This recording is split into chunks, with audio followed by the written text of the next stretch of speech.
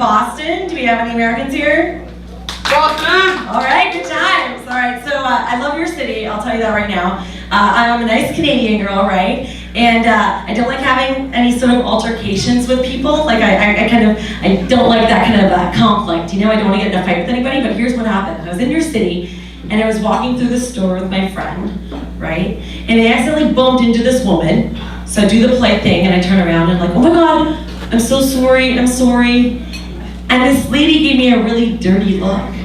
So I go to my friend, I was like, oh my God, why was that lady so mean to me? I said sorry. And my friend was like, Christina, it was the way you said it. You were like, sorry, I'm so sorry. You sound very Canadian. We say sorry. It's sorry here. But I didn't know that because I've never heard an American apologize before.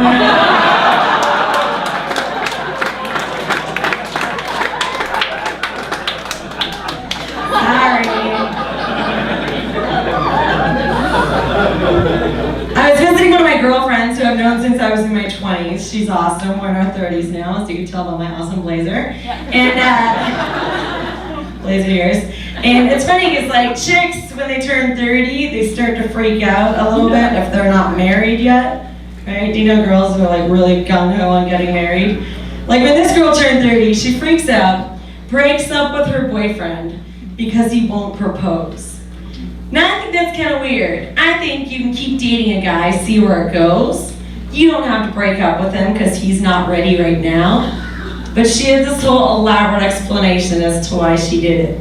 She was like, no, Christina, I am a house and I am for sale, okay? This guy has come and looked at the house week after week after week after week after week and chosen not to buy. Therefore, I need to start showing the house to other people.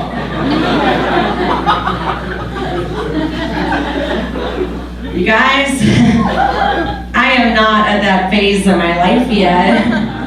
You know, like I'm still happy with renters.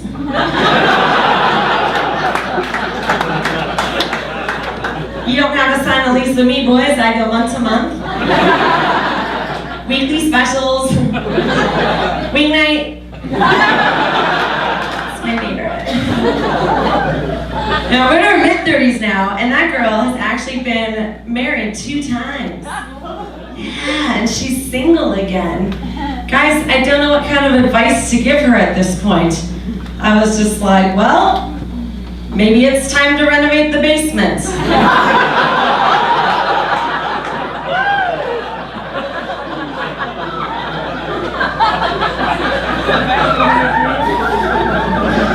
I'm not gonna lie, I think the weddings are a giant waste of money. And this is coming from a girl who takes a lot of cabs. They are. My sister's wedding was $40,000. Yeah. And you know, all these brides always have the same excuse. They're like, yeah, but that was our way of telling our friends and our family that we love each other. Yeah, wouldn't it be cheaper just to tweet that? You know, like, I love Doug. Please retweet. Double F Doug, right? I'll get your message out swiftly and cheap, ladies, just saying. Of course, the next phase after you get married, you know, chicks want babies, right? That's kind of creepy. When my sister got pregnant, I know, I'm not really into kids. I mean, it's cool if you have them, but keep them away from me, please. Yeah, when my sister got pregnant, she felt the need to phone me up and let me know how big her boobs are getting. That was really creepy, you know? I get this call from my sister and she's like, hey, I just got resized for a new bra from La Senza. It turns out now I'm a size H. What the hell is that? I didn't know what to say back, so I was just like, oh yeah? Well, so am I. But the H is silent. People on the sides get that the most. It doesn't really matter if my sisters have kids, because like even my parents, they still want me to have a kid too, right? I still have to do that. and it's very hard for me to explain to them that like I just want to like, live solo with no children.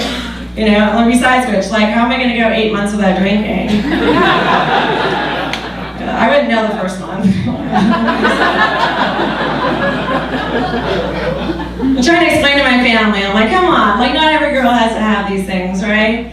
Like I honestly believe that smiling at a child in a Loblaws is just as good as motherhood.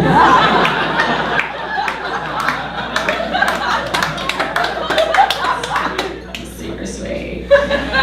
Yeah, I'm trying to stay single, I don't want to fall in love, that's why I choose Tinder. Do we have any online daters here? Do you? Are you guys on a Tinder date probably right now, eh? You guys just swipe right to each other, didn't you? I know your game. That's a special app for when you want to meet somebody that looks good. It's deep stuff, I like it. My favorite is not, guys, I love it, you guys really are. I should open my profile and see if he's in my box too.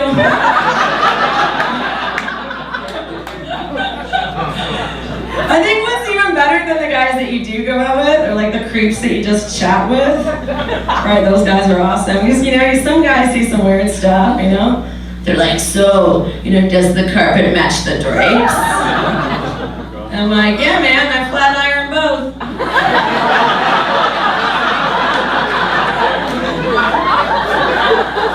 Thanks for asking. That's the way I like to flirt with guys. That's my game there. Some girls play hard to get. I play hard to want.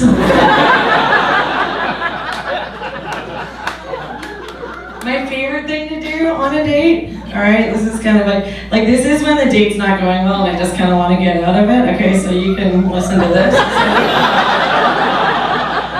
It especially works if you're like with a guy that's younger than you, right? I like to pull this maybe pull off the coat and be like, hey guy, does this remind you of your mom? Yeah man, your mom's here.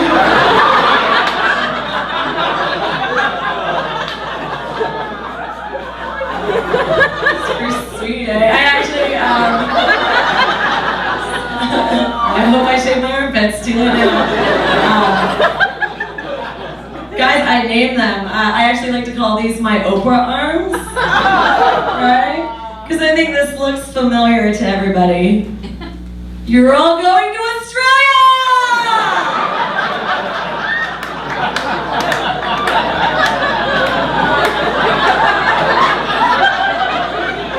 Just so you know, at this point the guy's gone, okay? He's like, I'm not gonna care. That's how comfortable I am with you guys. Because I know, if I really cared about getting rid of this stuff, what would I do, you guys? I get up tomorrow morning, I go to the gym, I do a bunch of tricep dips. But you guys, am I gonna do that? No. No. Hell no! Instead, I'm gonna go to the bar tonight, drink a bunch of beer, do shots of Jaeger, then go for pizza by the slice because I'm a Canadian girl, that's what